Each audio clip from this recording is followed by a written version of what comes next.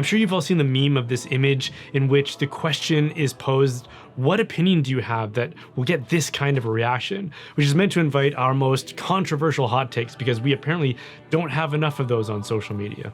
And I bring it up because I've had this theological opinion for the longest time, which convinced me that I was the only person who was right. Because whenever the topic would come up, I would state this opinion, everyone would disagree with me, but I was never satisfied with the reasons everyone disagreed with me. So I felt entitled to continue to believe in my superior, even exotic opinion. So if you're ready for it, here's what it was specifically. I maintained that the Eucharist, which is that sacrament of Christ's body and blood, is not a miracle. Or more specifically, I held that transubstantiation, which is the transformation from bread and wine into the body and blood of Christ, is not a miracle.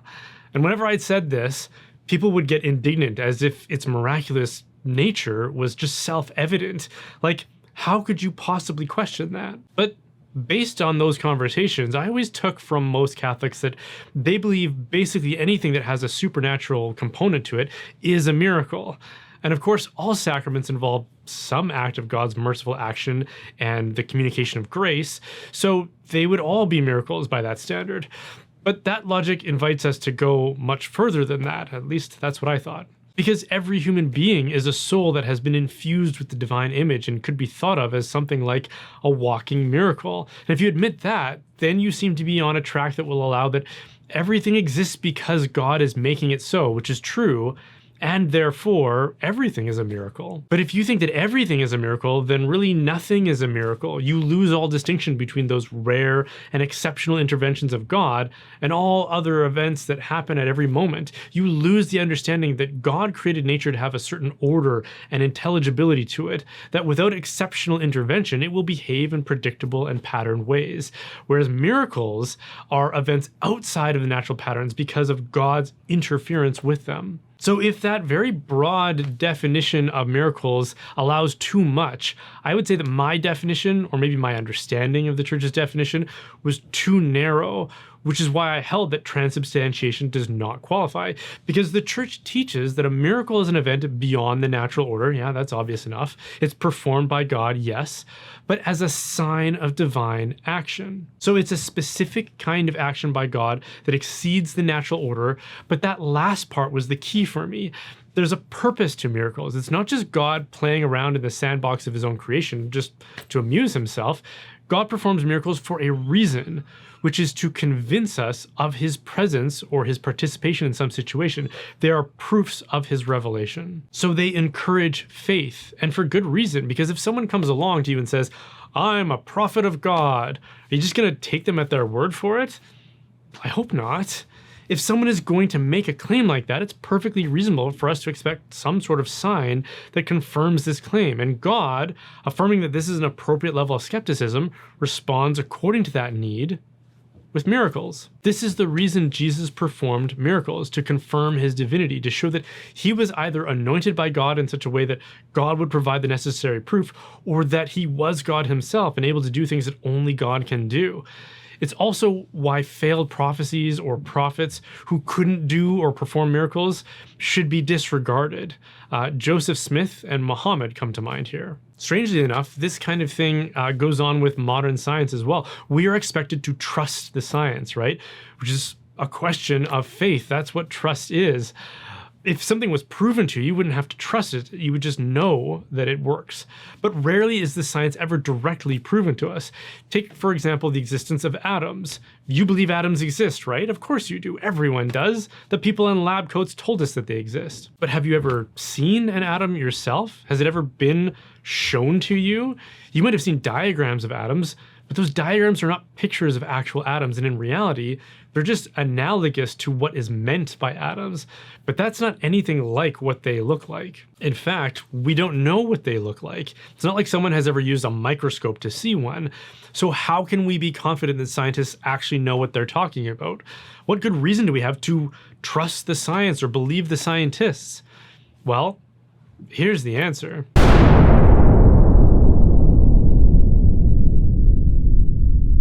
They produce signs and wonders, terrifying wonders of their understanding, which confirm that their theories are correct. And though we might flatter ourselves and say, they've been proven to our satisfaction, the fact is those theories are far more complicated than most of us can comprehend, which is why we simply have faith in science and scientists. They've proven that they wield an esoteric, mystical knowledge and power that we don't understand except in simplistic diagrams, and we should just sit down and shut up.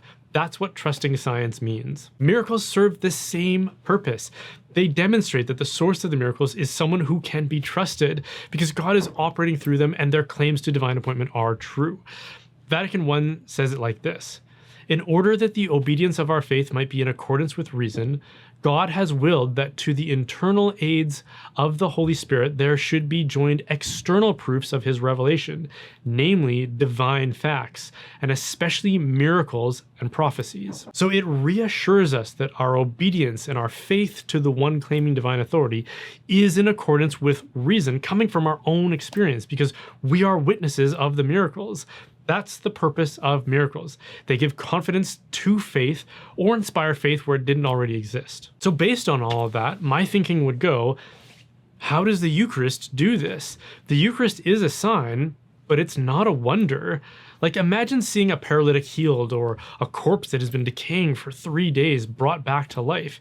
You could be the most hardened skeptic, but if you witness something like that, you'd have to admit that miracles and the supernatural are real. But the same person, based on their sensory experience, could easily deny that anything supernatural is occurring with transubstantiation, because the senses of our vision, touch, and taste don't communicate that anything supernatural has occurred when the priest prays the consecration. In fact, nothing natural even appears to have occurred. Our reason, our senses, tell us that the bread and wine are exactly the same after the prayers as they were before the prayers.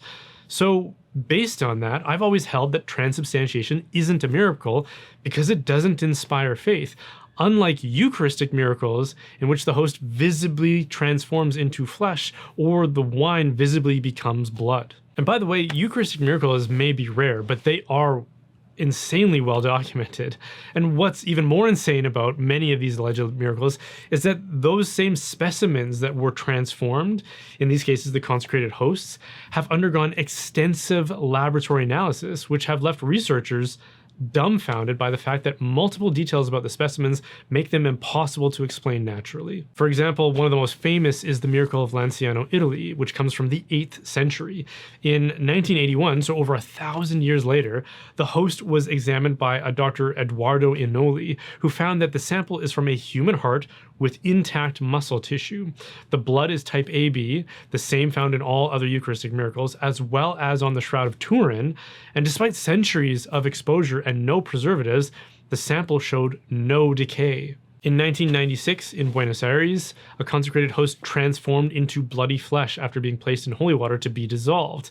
It was left in the water for several days, but would not dissolve. It was then analyzed several times until it reached a forensic pathologist named Dr. Frederick Zugiba, I think, who was not told where the samples came from. He concluded that the sample was taken from a living heart muscle and was inflamed with white blood cells, showing that the subject from whom it was taken was under severe physical distress when it happened. It also never showed signs of decomposition. And I could describe more because there are plenty more cases, but I'd invite you to go look it up for yourself. Go ask ChatGPT to tell you about them, for example. In each case, they had the same blood type, they were of heart tissue, and they were taken from a living specimen with white blood cells, suggesting that the victim had been tortured in something like, I don't know, a crucifixion. And though those are unequivocally miracles, I couldn't be convinced that a normal everyday transubstantiation was a miracle based on the definition as I understood it. And though my friends would surround me with their traitorous daggers, I couldn't be convinced until I found out that the church does teach that the Eucharist is a miracle, at which point I quietly and privately accepted that I was wrong. But I didn't understand how I was wrong, and basically I stopped getting into arguments with my friends about it. And it wasn't until St. Thomas Aquinas showed me the error of my ways that I was then able to reconcile my reason with my faith on this particular question, which is something that St. Thomas has a bit of a knack for. And the breakthrough came in learning about the nature of things according to St. Thomas, and specifically how things exist, so like the ontology of things. For example, Alex O'Connor, the famous atheist YouTuber, recently published a video with a thumbnail that asks something like, do numbers exist? Which is an interesting philosophical problem, especially for atheist materialists, because they would say only what can be observed and measured can exist, but numbers per se aren't observed on their own, so they can't exist. Yet, math works. So how do we reconcile that? And I didn't watch Alex's video, so I don't know how he answers it, but I do know how St. Thomas and Aristotle before him answer it, which is that they only exist as accidents, which are qualities of a thing. In this case, it's the measurement of something, like the number of arms a person has or the amount of mass that they have. So numbers as a quantity inhere in things, and those things are called substances. Substances are things which are beings in and of themselves. Accidents are qualities of those beings, like size, color, location, etc. The accidents are therefore dependent upon some substance. So size doesn't exist on its own without something that has size. Blonde doesn't exist without some hair that reflects those wavelengths of color. So here's a quick and what I hope is a simple summary. Things like you and I, or bread and wine, exist in and of themselves, but their qualities only exist through those things. My beard exists, but only if I exist. And in the case of bread and wine, their qualities like their size, their taste, their textures, their colors, etc., only exist through the substances of bread and wine. They don't exist on their own in some incorporeal reality. But what happens in transubstantiation is that the substance of the bread and wine, the concrete reality of what they are, changes into the body and blood of Jesus. But their accidents, which is their taste, color, size, etc., they all remain, which is impossible without their substance. Again, as we just discussed, those qualities don't exist without the things they are dependent upon. But the things of bread and wine are no longer there, but their qualities are still there, which again is impossible and therefore only something God can do, which makes it a miracle. Like if you or I had something like a sci-fi gun that could vaporize its victims so that they were no longer. So I could point it at an apple and then the apple would disintegrate or vaporize. It wouldn't just be the substance of the apple that disappeared, but also the qualities, the accidents of the apple. You couldn't vaporize an apple but still have its qualities like redness and roundness remain behind. They would go along with it. But in transubstantiation, something like that happens. The bread and wine are gone, but their qualities remain without them. And not only are they gone, but another substance has appeared in their place, namely the body and blood of Christ, but with the qualities of bread and wine remaining. But, Pasme would say, this still doesn't produce wonder or confidence in faith in God. So how is it a miracle? Well, luckily, St. Thomas answers that too. He says that there is a difference between confirmatory and sacramental miracles. Confirmatory miracles are outward signs and wonders meant to elicit belief and validate their divine origin, which is what I understood miracles to be. But the purpose of sacramental miracles isn't to prove the faith to unbelievers, but to communicate grace to believers, which of course the Eucharist does. So confirmatory miracles are meant for external persuasion, whereas sacramental miracles are meant for internal sanctification. So transubstantiation is a miracle because it exceeds the powers of nature, it requires divine intervention to be possible, and it communicates grace and provides sanctification, all of which are supernatural qualities. So aside from wanting to have an excuse to talk about this incredible gift we have in the Eucharist and the astounding theology and philosophy that helps us to understand it, I also think there's an important takeaway from this experience, for me at least, which is the reminder that there's always something that we don't know. I'm continually amazed at how just when I think I've got something figured out, I discovered that there's something about it I just didn't know. There's always more for us to learn, and it's revealing that I was so eager to convince myself that my understanding of miracles was satisfactory, was comprehensive, so that I could get into arguments with anyone who disagreed with me. But if I had approached it with the attitude that there might be some aspect of this that I'm missing, I would have been much less combative with anyone who disagreed, which is especially egregious considering the fact that I was wrong. Humility has these kinds of good effects. In this case, it would have benefited me by encouraging me to keep learning, and it benefits community by making us less antagonistic towards one another. Pride deceives us into thinking that things that aren't true about ourselves are true. Like we know everything we need to know, for example. And it makes us less congenial and more belligerent, which creates unnecessary conflict. Thanks for watching that. In case you're wondering, here's a great way to support my work.